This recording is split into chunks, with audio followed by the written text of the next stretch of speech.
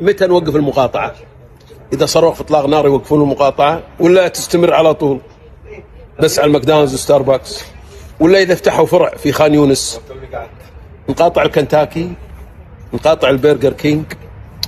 يعني هذا كلام سخيف حقيقة، يعني المقاطعة وهذا.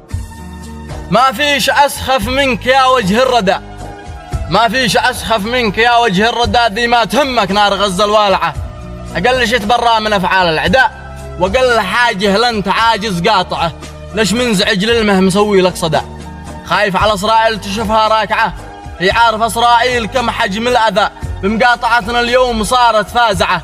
فما معها الله من أمثالك، حذا تغوي الشعوب نصير أمه ضايعة. واللي مثيلك باليهودي اقتدى، ما أثرت فيها العيون الدامعة. غزة تموت بين الخبر والمبتدأ، ورجل إسرائيل عليكم داسعة. دامك تروج للصناعة والغذاء، من أجل إسرائيل تبقى صانعة. الله يقبح قولك اللي هو سدايا ذي تطبع لليهود في الطابعة. اللي ثوب صهيون مثلك ارتدى، لو قال عش ما قال ما حد سامعه.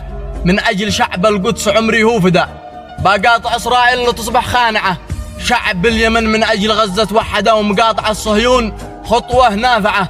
كل العرب والمسلمين في منتدى واحد، وقفتهم قوية شاجعة.